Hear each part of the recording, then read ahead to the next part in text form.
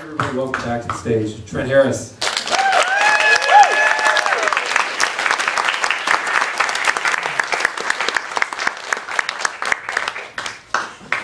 I've been over at Cantor's drinking beer, so I need some coffee. I want to know, first off, about your background in news before you had made Beaver Kid, because, I don't know if you probably didn't know this, but we just did a show here that was all about strange moments in news history, so my brain has been on news for a long time. Well, I started working in television about 3 years before I shot that. Is this on? It is? Pretty quiet. It's okay. I was very fortunate to hook up with the show in believe it or not, in Salt Lake City, Utah. That was probably the most exciting thing that was going on in the whole United States at that time when it came to magazine programming. It was owned locally, and the station owner's daughter had this idea that she wanted to hook filmmakers up with journalists and create a new kind of television show. So I didn't know anything about journalism, but I began to, they hooked me up with hardcore journalists, and then I'm a filmmaker, and a hybrid developed. It was very interesting. And what was the show called? It was called Extra. It lasted for quite a while. I mean, it's really the most remarkable TV show I ever saw in America. And it came out of Salt Lake City, go figure. And as you meet Groove and Gary for the first time in the parking lot, obviously that was just another day for you, with no forethought, of course, into how important the day would become. Do you remember anything else about that day? Oh God. Or no, I just think because the day is so clearly defined in your mind. Do you remember anything else? Yeah, I mean, that was the first time I ever picked up a video camera. It was a newfangled thing called a video camera. And because before that, I shot everything on 16mm film, and we got this thing called it's an Ikegami. The camera's this big, and there's a 30-pound backpack that you carry with it that has the big tapes rolling. And I was out in the parking lot trying to figure out how the thing worked. So the first time you see him is the first time I saw him. I just saw this guy out there, and I started trying to focus on him.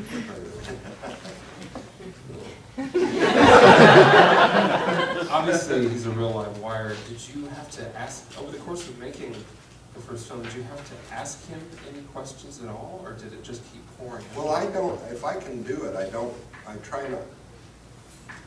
It depends on what kind of a documentary I'm doing. I do stuff for television now that I don't consider my work. But if I'm doing my own work, I don't try to ask a lot of questions in documentaries. If you can actually catch something happening in real time, a drama developing in real time, that's what you want to go for, and which happened here. It's only happened to me twice in my whole life. But it's not a matter of prodding them with questions. The worst thing you can do in a documentary, I think, is have people talk about the past. What did you do? But if you can catch a dramatic moment going on, and I have this theory that I can make a film about anybody in this room. There's everybody in here's got a drama going on, whether it's love, health, money. There's a drama going on, and if you're perceptive enough, you can start to pick that up. And if you can catch that, then it's remarkable. It's very hard and it's very ephemeral and difficult.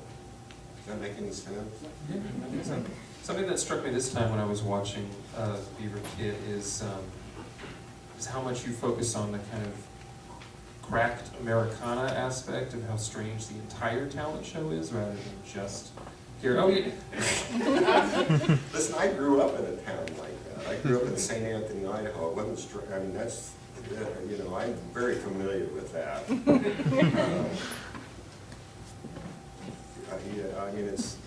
I don't know whether I call it cracked Americanas. I just call it, that's what they do in places like this.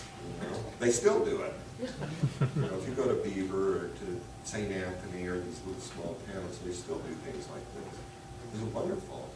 They're actually fun to go to. I mean, he's actually good, isn't he? Isn't he a terrific performer? You just can't take your eyes off of it. He's riveting. Far better than Sean and Christmas. Funny, isn't he? Yeah. Did he do any other female impersonations, or was it No, just Olivia? just Olivia. No, he was very into Olivia, in case you didn't get that. He sent me a wonderful, after the thing premiered at Sundance, which is the first time we connected in over 20 years, or about, I don't know, a long time, which was a complete surprise to him that it was showing, et cetera, et cetera. Anyway, he started making little mixtapes for me that were quite wonderful. And he would, you know, he's there in his room in Beaver, and he would, he's got a little teeny microphone like this, and he'd talk to Trent, and he'd kind of set up a story, and he'd push the thing, and he'd hold the mic over, they're wonderful things. And I should put them out somehow, because they're really touching, they're so touching and wonderful. So you hadn't talked to him in a very long time. Does that mean No. that he did not see either the second or third film? Was that by Oh, choice? he did eventually.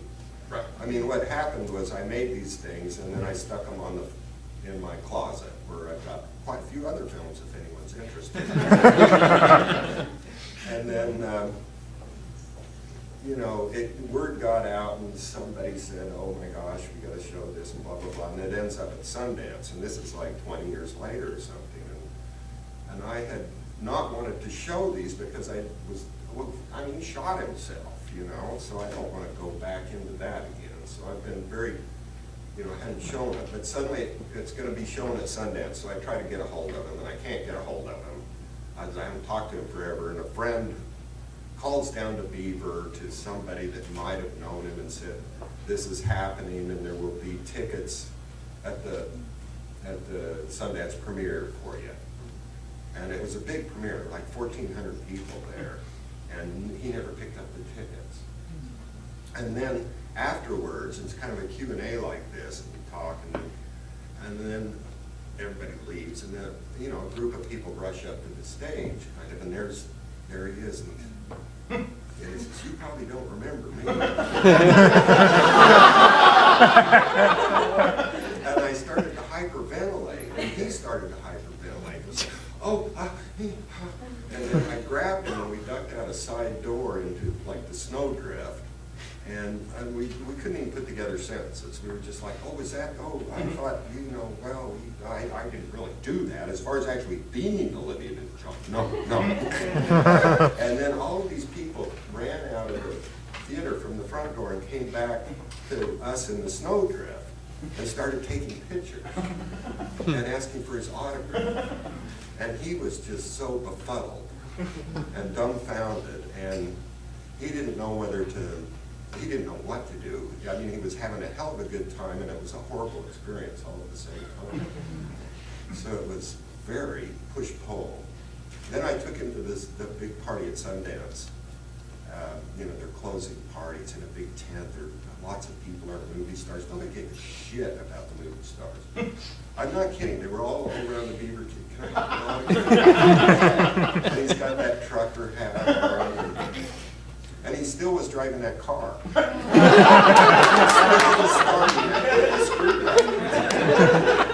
He died not too long ago, and he's buried in Minersville, Utah, and on his gravestone it's engraved, actually, there's a picture of the car, and it says, "Reuben Gary loves Farrah."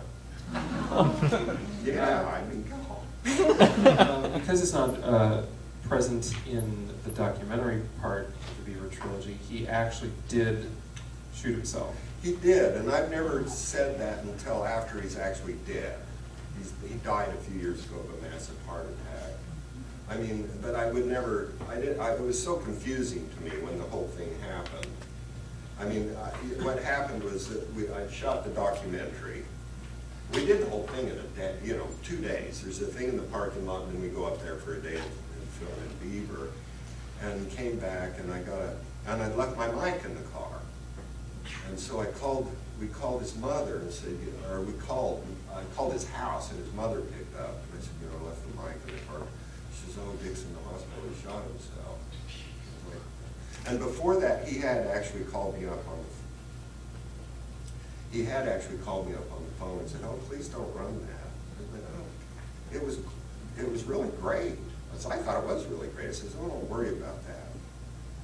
You know, when you make documentaries, everybody always says that. If I do a documentary about you and I ask you a bunch of questions, tomorrow you're going to go, oh, that one thing I said, don't do it. You know, I mean, it just happens. So I didn't take it as seriously as I probably should have, but I don't know. It was confusing, very strange time. Was it a method of shielding yourself from the emotionality of the situation while you cast yourself role in the later films as kind of a asshole? Like a broader. I was gonna say. Oh, you were gonna no. Yeah, like I went to New York. Well, it was partly because it was what I had. That was part of it. But he shows up in both movies. Is it the same? Yeah, it is. But it was. I mean, he's kind of gruff and kind of he's exploited in the film. I mean, he's exploited of the character in the film of the Beaver kid, which I wanted to do for all kinds of different reasons. One of them is it makes a better drama if you have a nemesis. I never felt like I was exploiting him when I was doing it. You know, I always thought, in a weird way, after he shot himself, I thought about it a lot. And I thought, he was exploiting me in some ways, but he's the one that got the whole ball rolling. He came down, he demanded that I come down to Beaver. He set up the talent show. He set up the whole thing. And I was like, yeah, I'll do this. But it wasn't me orchestrating the thing, he was doing it. So I didn't feel quite as, anyway, I felt about a million different things, but it was quite complicated. As you were making other versions of the story, you were not compelled to seek him out and tell him, oh, no, God, no. Because you thought he might do something again. Well, yeah, I mean, I wanted to do this, and I never, ever thought anyone would see these other two films. Honestly, it was just something I was working through, and it was like, so it was like, I was trying to figure it out, and trying to make a movie, and well, this is a good story. But I never thought that it would ever. I'm still surprised that why are you guys here? So I still don't get it. Did you come to Los Angeles after making? Yeah, after that episode, I decided to quit television, and I said, this is because I could see the limits of what was. There are certain things you can put on TV and certain things you can't, and this was something that would never ever go on television. So I quit and decided I'd come to Los Angeles and become a famous director. Not many people shooting short films in the early 80s are making them on video. It's kind of an unusual choice. It's probably a budgetary choice, but it's yeah. Also I mean, that thing with Sean, I think the whole budget was $100, and it was, and most of that went for pizza. Literally, it was just like. Once you completed it, there were quite a lot of places that you could play unusual short films at the time, like on cable or Night Flight, for example, on USA. I mean, when this is finished, it wasn't that. It's before that. I think it really was. But did you ever try to submit it to festivals? Because the story is you made the films and you shelved them. I shelved them, and they didn't show at a festival. What happened was all right, what happened was I was broke, and I'm in Salt Lake City, and I need to put on a screening so I can pay my rent. And there's a little theater kind of like this, and what am I going to do? Well, let's put these three things together and show them. And I looked at it and went, Jesus, that's really different. Individually, when I made them, I didn't think I was going to hook all three together. Sure. Yeah, but then once I saw the three together, it was like, wow, that's a completely different animal. And the programmer that he saw it too. He was like, wow, that's different. And anyway, it ends up in a museum in San Francisco, and then that guy turned it on to the Lincoln Center, and they showed it at the Lincoln Center, and then it just went boom, and it was just all over the place. But it was all over the place around the world and not in Salt Lake, so I was like, oh, okay, because I didn't want to come back to him. He's not going to know if it's showing at the Lincoln Center. But Sundance was a different thing. When I finally came to Sundance, it was like, well, I've got a choice here. I can say, no, I'm not going to show it, or I can try to find him. And then I'm selfish, so I said I'm going to show it, or I hope to show it. When you, I also saw that there's a copyright of, it says the American Film Institute on the Yeah, film. the last one was made at AFI. I came to Salt, or where am I? Los Angeles. I came to Los Angeles to go to the American Film Institute. So that's where I made that. And I lived in Los Angeles for about 13 of the most miserable years of my life.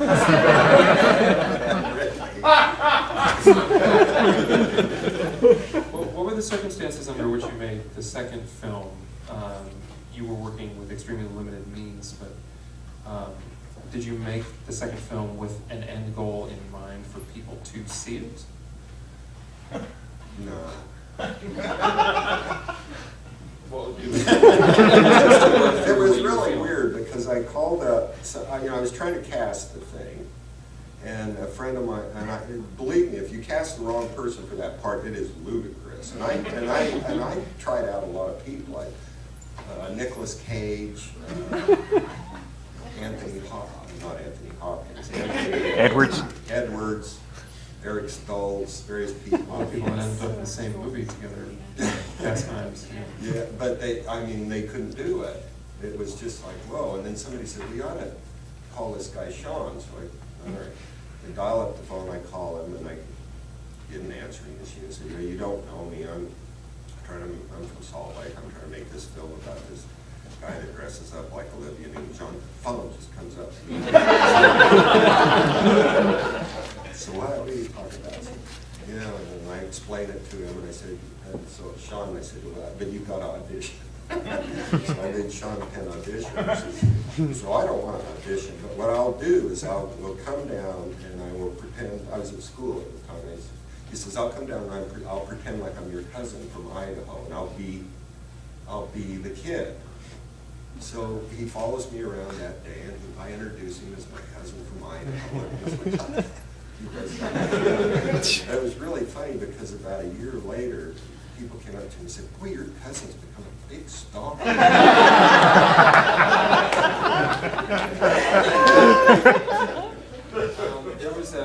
There's this rumor that the Beaver trilogy was suppressed because Sean Penn didn't want anybody to see that. Is that true? No, it's not that he doesn't want anybody to see it. There's just, it gets complicated. I mean, I think he actually likes it. I know he likes the piece. It's not that. It's that it's got to do with rights and money and who gets the money and who doesn't. And I said, you take all the money. And then, anyway, it just got so complicated that the distributors just finally backed out. I said, you just deal with Sean. I don't want to deal with it anymore. And he was, I guess, problematic, and they just said, oh, God, let's forget it. But it's not that he didn't like the film. It's that he felt that he was being exploited. God.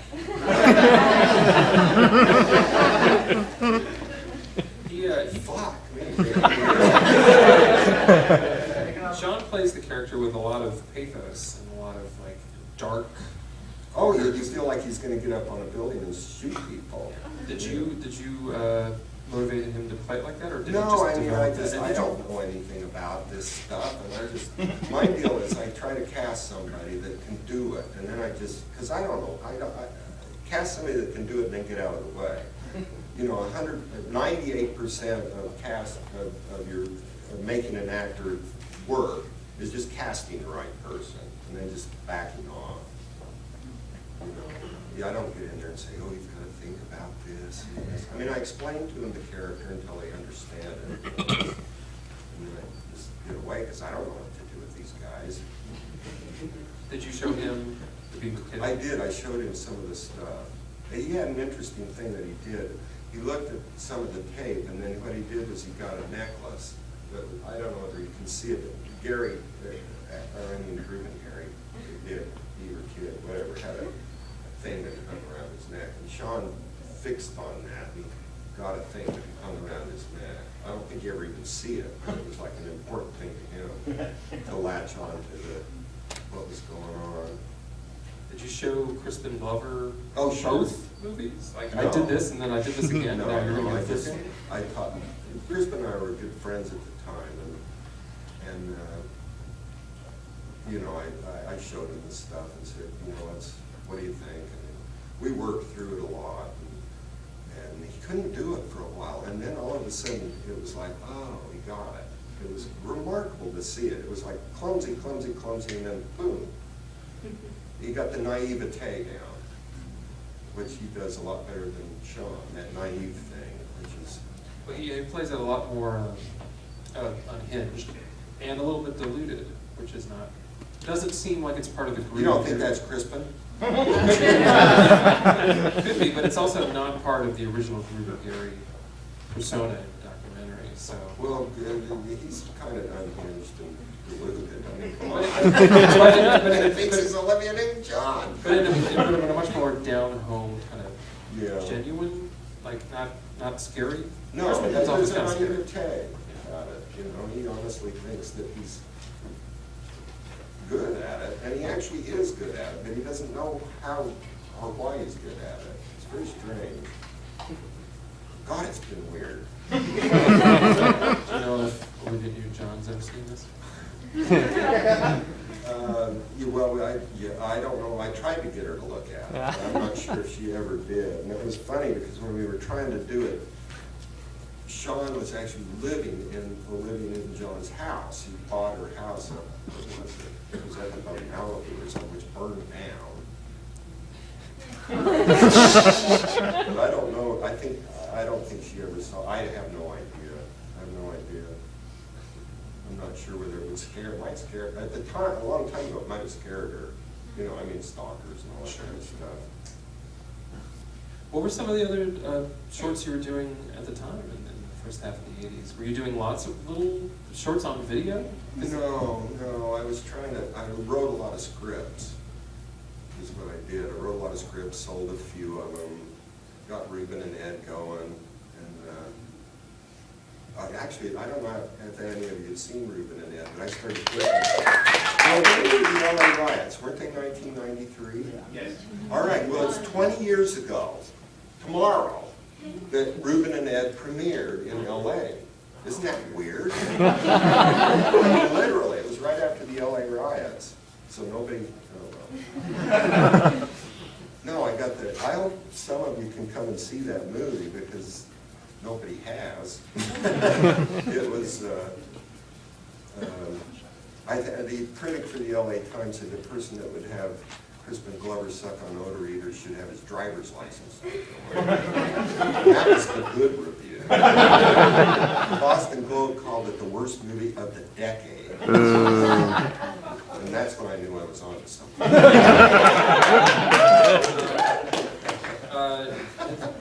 The Reuben character, I mean, I guess we'll bring this up tomorrow too, if you all would like to come back to Reuben and Ed. I would hope you would, because it's a fucking amazing movie, I think. Yeah, and it'll never be shown again, so.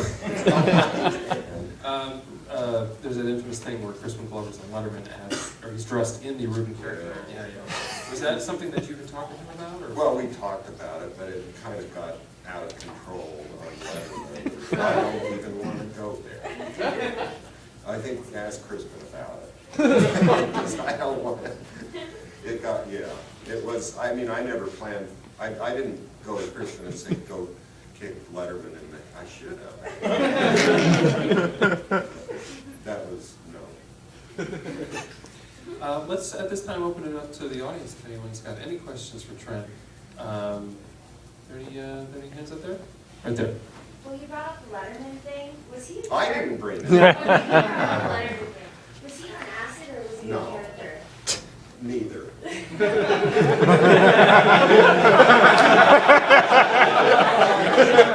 Honestly.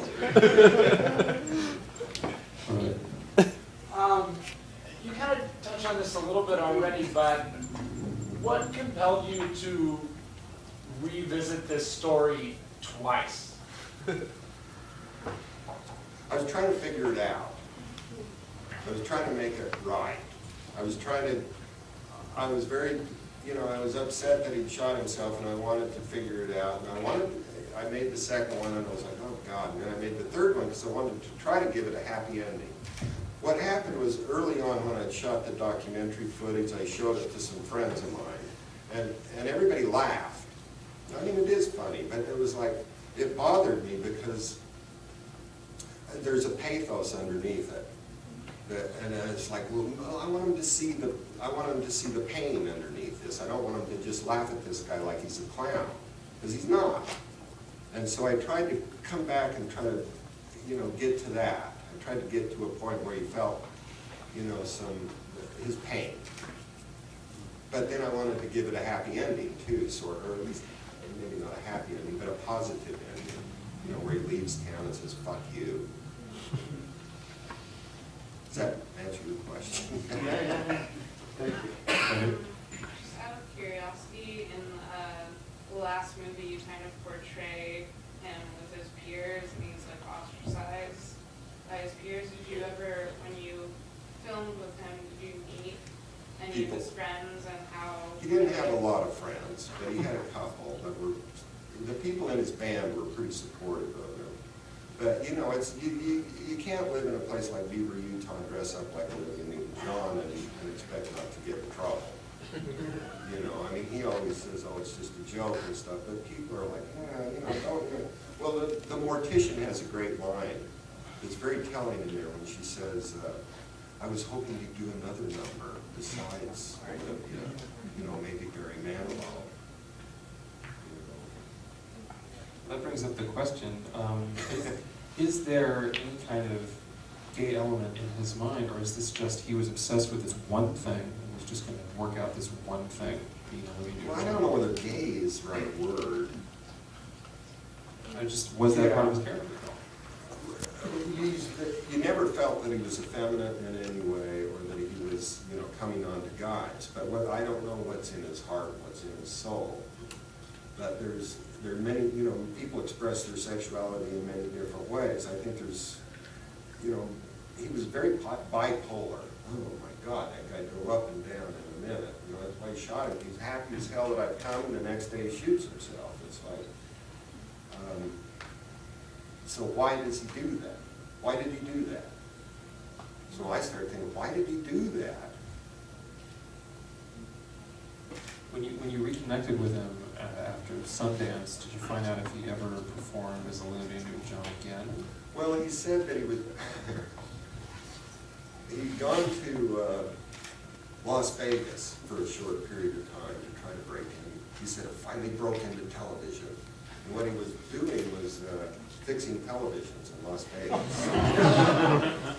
You know, I think he was, I mean, when you think about it, I've always wondered about this. If he would have not been born in Beaver, Utah, but he'd been born in West Hollywood, you know, what the difference in his life would be, I don't know. But it would, it's a, you know, there's a, obviously, well, you know, there's a pressure in those small towns. It's much different than there is in a place like this. I'm sure he felt it. But I don't know about his sexuality. I can't even get, I don't even know what the hell I'm doing, let alone, you know, it's complicated. And I would never begin to say he's this way, and this way, because I just don't know. Did you maintain any contact with him after you saw him in Sundance? Oh yeah. I mean, like I say, he made those mixtapes for me, and he came. Actually, I don't know if you got those little flyers. This is where I spend my time, is basically Salt Lake and Cambodia. So I'm in Cambodia a lot. I've got a little girl there that I take care of that I found out at the garbage dump. And I showed Dick a picture of her once, and he said, oh, I wish I could do something like that. You know, and so it always kind of bugged me too, because, you know, here, things get shown and he doesn't get anything out of it. So I thought, well, hell, we're just take this money and give it to the girl in Cambodia that's in his name. Just sort of, so he gets something for a second. I don't know if that would work. Probably not. Are there any more questions out there? Becca. Whose idea was it to name Olivia Neutron-Bomb? Was that you or Kristen? No, that was him. That was the Beaver Kid, I think. Olivia Neutron Bomb for the Orkley kid? I think the Beaver Kid came up with that, yeah. Oh, wow.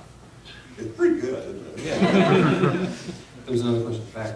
Yeah. In the second version, you had some of the people from the original in it. Did you try to get anyone else for the third version?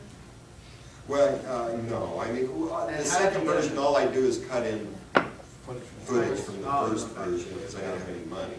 And it worked, I thought it was better anyway. Right there. I heard that This American Life that was about this, and you were talking at the end about he had ideas for how he could do a fourth part. Oh, yeah. Did you ever sketch that out, or? Yeah, well, we talked about it. Uh-huh. I mean, he had a great, I don't know if you've heard that radio program, This American Life. Anyway, he had an idea for, he said, Trent, we gotta do part 4, gotta do part 4. So, oh, Lord. He said, I got this idea. It's a long dirt road. My car comes up over the hill, dust behind it, you begin to hear the music. Yeah, you know, what is that damn song? I forgot it. I wanna love you once again. The car roars to a stop right in front and rolls down his window in a cloud of dust, and he leans his head out the window. He says, I ain't done yet. God, that's a great idea. We talked about doing it, but then it didn't, you know, kick the bucket, so it didn't work. Wouldn't that be cool? Yeah,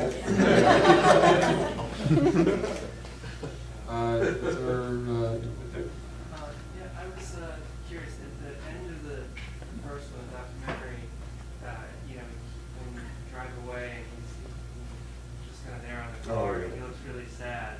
I was just wondering, because obviously in the narrative versions, you have the elements where he has a confrontation where somebody tells him he did something stupid, and I was wondering whether if there was something like that that had transpired between the talent show or that, or if... Not that I know of.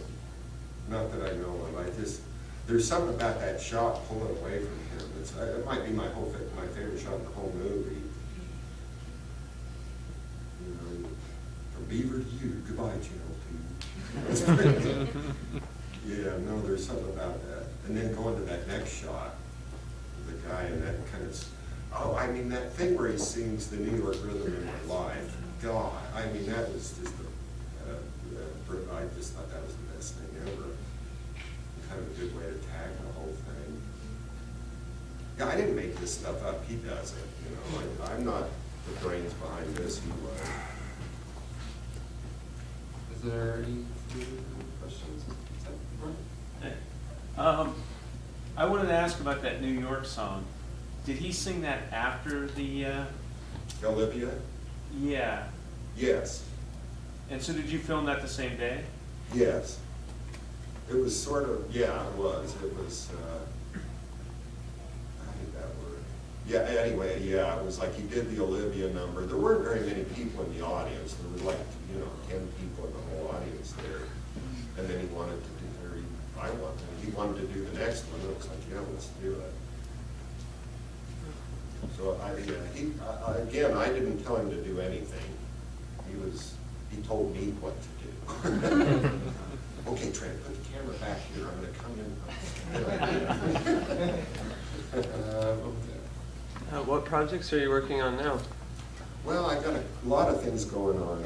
Actually, I'm going to have an art show at the Museum of Contemporary Art that I'm really excited about. It's going to be my drawings and my photographs and my notebooks and my video installation. Stuff I've been working on for years is finally going to come out. So that I'm very interested in. And then I've been working on I just finished a movie called Luna Mesa that nobody wants to watch.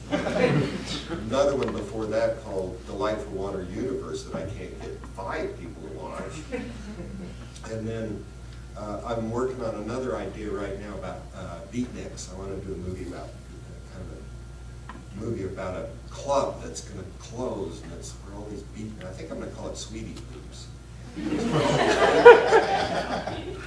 And it's the night the place is closing and the flying saucer comes down.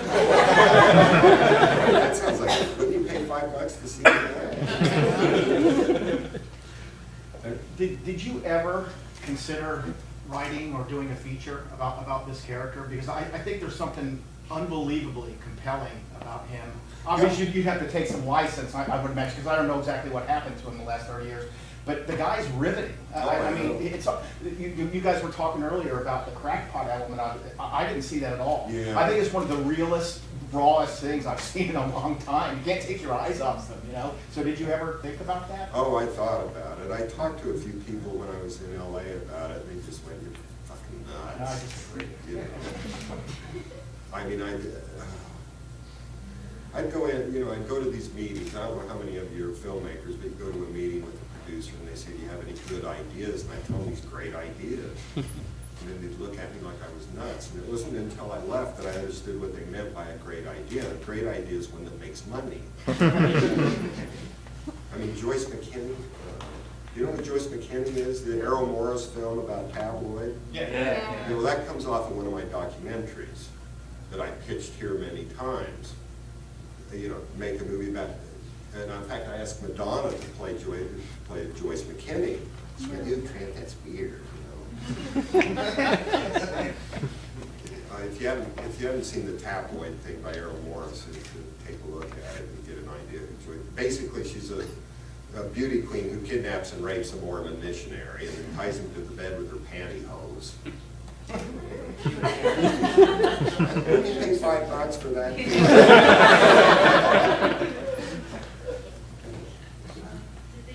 the first documentary footage, did that actually air on Channel 2? No, nothing there. You mentioned that when you first put the three together, you had this sort of discovery about something about it. And, you know, I mean, we probably all have our own ideas about what makes that special, but what, can you define, or do you know what it was that, because there is some, I mean, I agree with you, there's something very interesting about the repetition or about, Yeah. but I don't want to talk about my ideas. Yours are probably better than mine. I can't quite put my finger on it either. I just became a different animal all of a sudden. Yeah. It's like, oh, wow. There's something about the repetition. There's something about the odd progression of it. There's something about there's a historical thing that's kind of weird. There's this stuff that I'm going through that's kind of documented in a weird way. It's very strange. I don't know. I'm stunned that people like this movie. I really am. I'm stunned that it's still that you're here, that people are still watching this thing. This how long, you know, for this amount of time. It just it doesn't stop. It gets bigger. It's going to. Well, tomorrow it shows in Copenhagen. You know, I mean, it's here, British Film Institute, the Museum of Modern Art in Vienna. It's like, what in the, I don't, it doesn't stop. This American Life. I mean, since the day I met that kid in the parking lot, my life has been hell.